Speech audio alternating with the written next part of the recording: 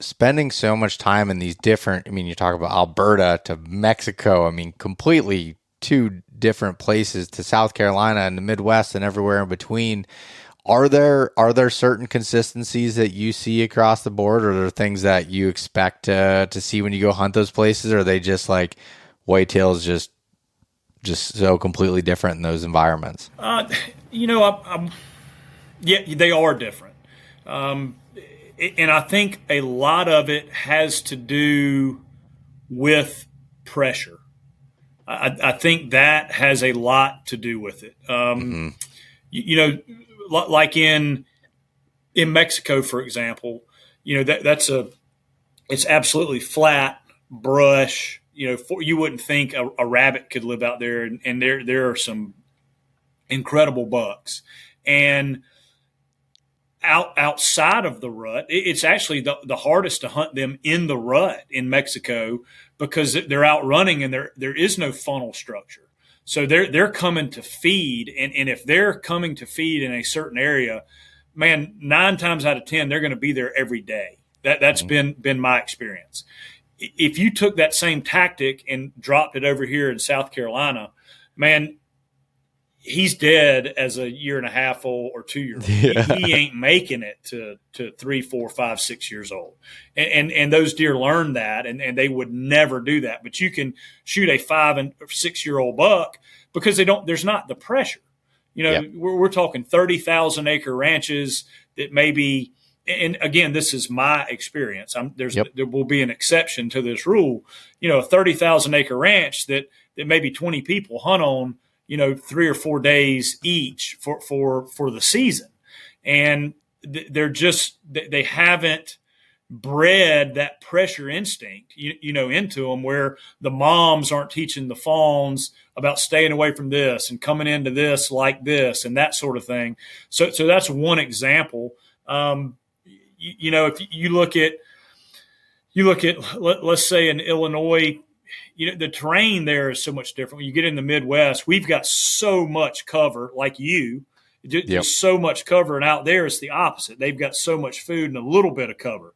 So it's, again, I don't want anybody to yell at me, but it's easier to hunt deer in, say, Kansas or Illinois for me and for a lot of guys, not just me, but because there's not so much cover, right? There's a lot more ag, and once the crops are out of the fields, it limits their ability to navigate terrain.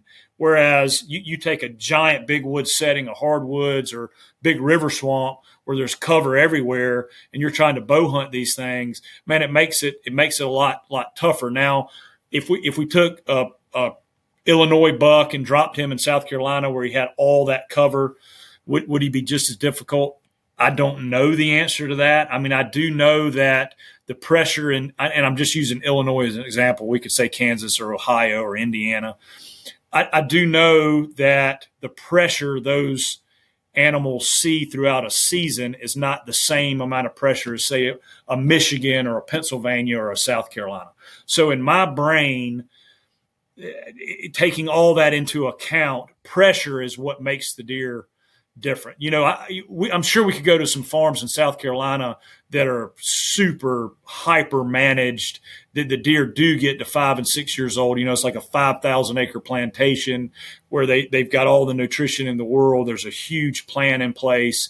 And I bet we could get on some daylight 5 and 6 year old bucks there because they don't have the pressure. So that's what I would say is what really makes them different from different parts of the world. Yeah, that makes total sense. And you know, it's funny talking about where you're at, where it's super thick everywhere in that flat ground. To me, that's some of the hardest hunting. Like when it comes to, I've hunted a lot of big woods areas that are relatively flat, and I hate hunting those areas. Yes, it's nice to not have to hike, you know, up like as far as physically, but from a even finding those funnels per se or bedding and stuff, it's like if you give me the steepest country out there, bedding is way more predictable than it is in areas that are more rolling or flat that have a bunch of cover around, because it's just like, There's a lot of good spots for them to lay down. There's a lot of good spots. As Johnny says a lot of times, he goes, I don't think these deer know what they're doing half the time. They just get up and they just kind of wander around through it. Yeah. There's browse everywhere. There's food Right. everywhere. It's like, Yeah. There's food everywhere and there's cover everywhere, and but that goes back to our point, right? When it becomes overwhelming, don't make it overwhelming. mhm. Find 4 or 5 trails that go around a natural feature and hunt them during the rut when they're apt to move in daylight. So it's an oversimplified approach, but man, it can be a deadly approach. Joe, there's an example. I got to watch because the deer's still alive, so I got to be careful exactly how I explain this story. But there's an area that I've hunted for a long time, and I've known the area. I've killed bucks in there, but I always struggle. Like, it was always like there's big deer there, but it's so hard to hunt because it's relatively flat and it's just big timber. There's not even any feed trees. There's no oak trees. Nothing. It's just browse, and it's taken years of going in there, and finally I started finding some of these like consistencies in these certain spots, and I started going through and really breaking it down and to like, all right, there's just this little depression. It's only 2 or 3 feet lower than the areas around it that come up, and it meets this edge of this clear cut, and there's some different timber over here, and there's some different timber here, and it's like there's a lot of edge, just a little bit. There's a blow down tree right here. And like, I'm like, okay, I start putting all this stuff together. And then the first year I'd hunted it, I'd seen him, but he was out, in that spot. He was out of bow range. And I'm like, okay, and then last year went in there, really started fine tuning it in the spring. And when it came to hunting season, then it was like, that was like I'd found the tree I needed to be in for certain wins. I gotta still fine tune it a little bit there, and had the shot opportunity on the buck. I just misjudged the yardage and missed him. But it was like that worked, and it's like when I went back in there, even scouting this past year, it was like I didn't really need to cover as much or worrying about like what's this deer doing at all these different times of the year. It's like, all right, I know. Instead of racking my brain and going crazy, not being able to figure out all this time, it's like, all right, I know that if I sit in this area for this 7 to 10 day window, I'm probably going to have an opportunity. It's just, so that was my goal this year, finding different wins on how to hunt it and different, so I can maximize that potential. Yeah, you're stacking the odds, right? Yep. You're stacking the odds and bouncing around during the rut.